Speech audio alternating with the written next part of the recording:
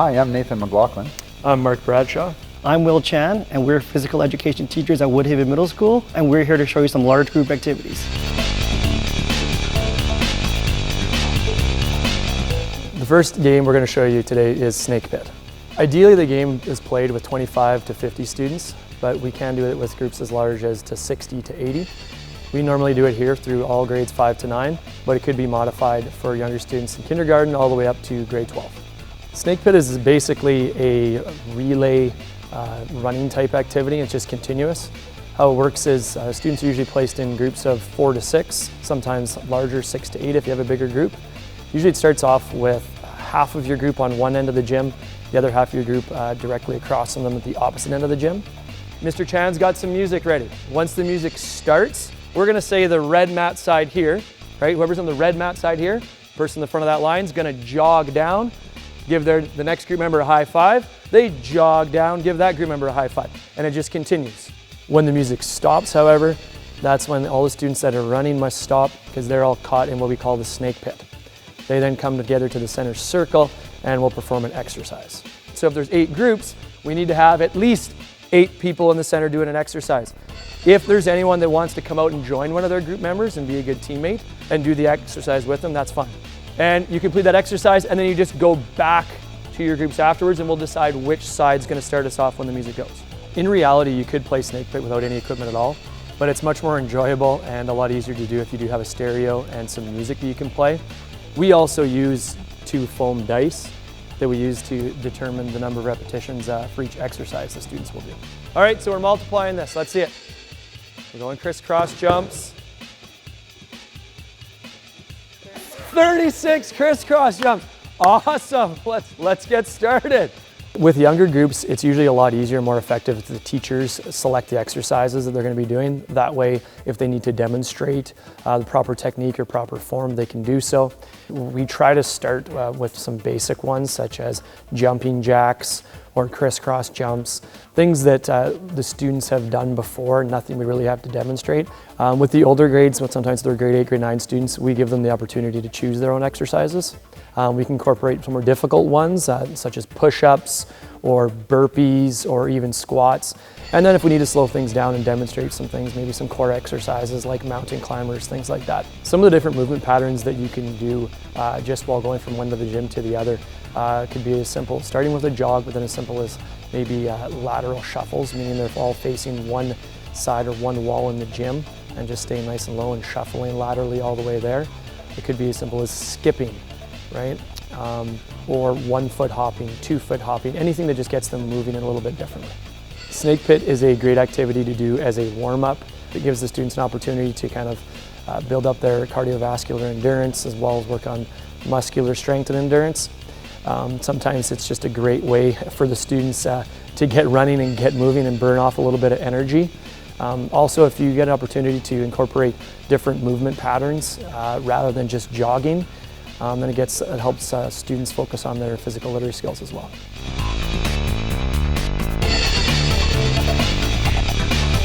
The next game we're going to show you is called Dice Tag. This is a great game for the elementary grades. It can probably start in grade 1 and work your way up to grade 12. The amount of kids you can play this with is probably 20 and up, as depends on the size of your gym.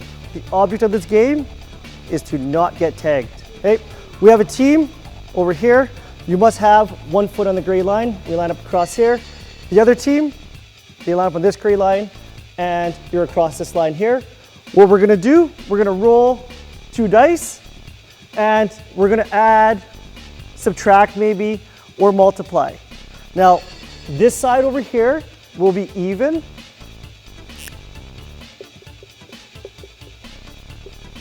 Okay, and this side over here will be odd.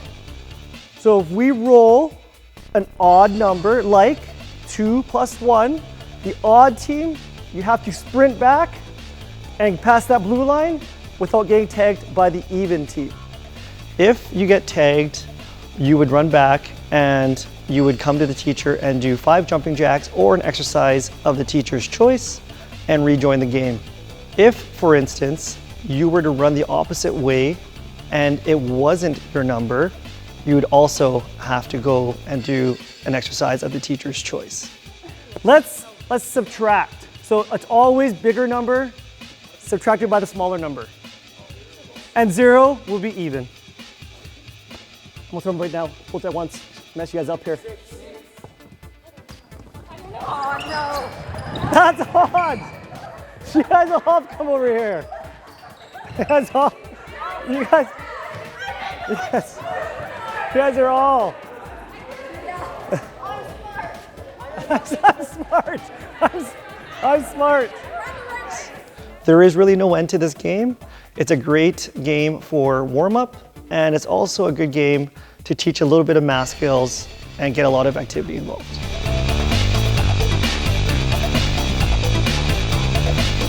The next game we'll be playing is called YOSHI. So you can play this game with 20 to 80 kids, grades 5 and up. To play this game, you'll need a large area space. If it's outside, you can have some cones, but as long as there's court lines and a gym floor. So the game of YOSHI is played with 2 teams on 2 different sides of the court. Your ultimate goal is to get your entire team over to the other side past the safe line. If you cross the center line and you're tagged, you need to sit down where you got tagged. You can, however, be saved by one of your teammates, either from your side or someone who leaves the safe zone to save you. But when you're saved, you need to go back to your side before you can go to the safe zone. When I yell the word YOSHI, no more tagging at that point. Everybody sprints to the safe zone. If you're already tagged and YOSHI has been called, you need to be saved by another teammate before you can get to the safe zone, before your team can win.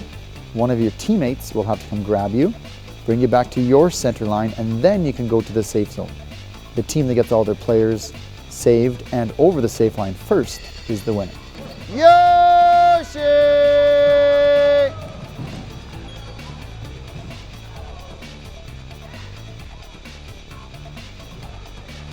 Blue is our winners that time.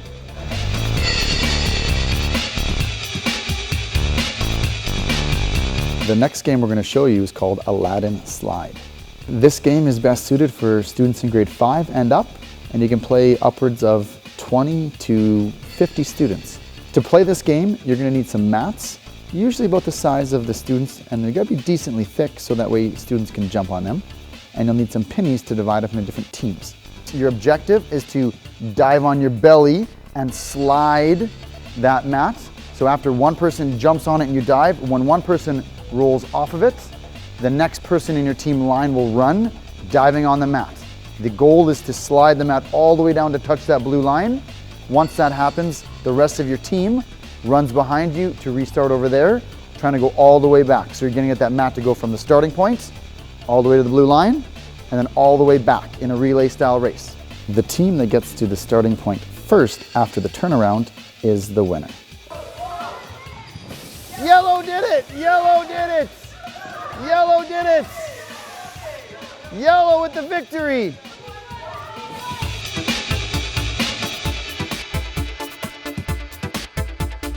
So the next game we're going to play is called Long Ball Chaos. Ideally, this game is best with 25 to 50 students. It can be played with larger groups, even sometimes of 60 to 80. You just need to be a little bit more creative on how you split the students up into teams. Sometimes instead of doing 2 teams, you could have 3 teams with 1 team sitting out for a few minutes and watching and then rotating. But 25 to 50 is kind of that ideal number. We do this activity with all of our students here, grades 5 to 9. And once again, you could probably adapt this for any of the younger grades and older grades in high school as well. So for this activity, the equipment you will need is a foam baseball bat, 1 foam dodgeball, 2 large pylons, and it'd be great if you had at least 1 high jump mat. 2 would be even better to use as safe zones. If you don't have access to those, that's okay. You can just identify certain lines on the gym floor to create safe zones. Also, we like to use either small pylons or poly spots such as these, just to identify a hitting zone that only the batter will be standing in.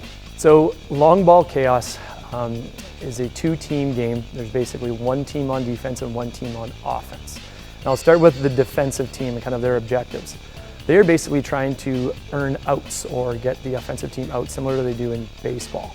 And in order to do that, they can either catch the ball once it's been hit, they need to catch it in the air before it hits the ground, or they can throw the ball and hit any of the runners before they get to a safe zone. Now in our gym, we like to say that the ball is live off of the roof or the walls. So that means that if the ball is hit off the roof or the walls and caught in the air, then it's still considered an out. If the defensive team is unable to get any of the offensive players out, they can simply take the dodgeball, go touch the cone that's in the center of the gym, and that just basically signifies the end of that round and that the offensive team can no longer run. If a player on the offensive team gets hit by the ball, or if the ball is caught in the air and the defensive team earns an out, then basically the offensive and the defensive teams will switch spots. Offense then, right? We do have a batter like in baseball. You'll see here, right, that we've set up some poly spots. This is we're gonna call the hitting zone. Only the person that's batting can stand inside this zone, all right? The rest of the players, you're gonna be just spread out, the rest of the offensive team, spread out behind this blue line, all right? Because this blue line here, right, that indicates one of the safe zones. We have one safe zone here behind this blue line. The other safe zone are the high jump mats there. Okay, and don't worry, I'll fill you in on what those mean. Right, so each round starts, right? One person's up, hits the ball, okay? Now, the person who hits the ball, they have to run, just like in baseball, right? They have to try and get to that safe zone, all right? If they get all the way to the safe zone, they can choose. I can either try to come back to this safe zone here, which scores us a point, or they can stay there if they don't feel it's safe or they think they might get hit. The way it's different than baseball, though, is that everyone else that's lined up here, the offensive team, everyone here has the choice to run or not. So we might have one person running just the person who hit, or we might have all 18, 25 people on a team running at once, trying to get to that safe zone. Every time a offensive player gets all the way to the far safe zone and back, that basically creates 1 point for their team. And they can continue to do that as long as the play continues. That play continues until the defensive team hits them with the ball, or the defensive team takes the dodgeball and touches the large pylon in the center of the gym. Now, if you made it all the way to that safe zone and back, that means if you scored a run, put your hand up, show me how many you scored. We got 1, 2, 3. Anyone else over there? Okay, so now it's 3-0 for blue. Sounds simple, right? You just run there, touch that, and come back, right? But it is tricky in the fact that you don't want to be too risky with your running, right? You don't want to take too many chances, because if at any point that you're running trying to get to a safe zone or back to this safe zone here to score, if you get hit with the ball, then none of the points count or none of the runs count that anyone's earned that round, right? So you might have 12, 15 people get there and back and possibly score 12 or 15 points. But if someone gets hit with the ball that round, it's an out and none of those points count. You know what, we play this game because it allows the students to focus on several different skills, such as batting, throwing, catching, but it also gives them an opportunity to communicate with their teammates. There's a level of kind of cooperation that they need to make sure they're working together in order to decide when to stay and when to run.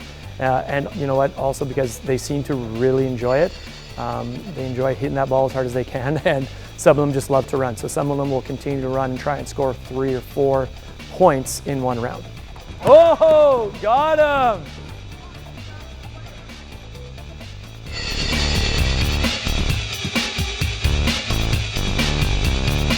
The next game we're going to show you is called Drag the Bag. We play this game with our grade 5 to 9 classes. However, this game can be modified and played probably all the way up to grade 12. For this game, you will need a minimum of 20 kids and can also have a maximum up to about 60 or 70 kids, as you can make 3 teams and one team can sit off and you can rotate back on. The equipment needed are dodgeballs, hula hoops, and a bag full of heavy equipment. We decided to use old weights, medicine balls, lacrosse rackets, tennis rackets, and even put some shot puts in there. There are 2 teams. There's the offensive team and the defensive team. The offensive team, you're lined up in about groups of 4 to 5 behind a poly spot. Your objective is to run and bring that bag all the way back past your blue line. That's a pretty easy game, isn't it? However, when you're running, every time you get hit by a dodgeball, you got to run back to your line, high five the next person, and then they get to run and bring the bag back. On defense, you're trying to hit the offensive players as they run and get the bag. If you hit them, they go back. Some rules when you're throwing the ball: only one person can be in the hula hoop at once, and you cannot move the hula hoops. After you throw the ball, you can go retrieve them and go to another hula hoop if you want, or go back to the same one. The game starts with all the dodgeballs in the bin, everyone standing in a hula hoop. When I say go, you have to run to the bin and grab a dodgeball. In order to win the game, you have to drag the bag all the way back to the blue line or your end line as a group with your team. The reason why we play this game is for cooperation with kids and your teammates working together to bring the bag back. And also it does work on our running skills as you do run there and back and get your cardiovascular workout in as well. Good job. All right, good job. Hey, blue, you're on offense. Green, you're on defense. Bring the bag back. Ball's back in the bin.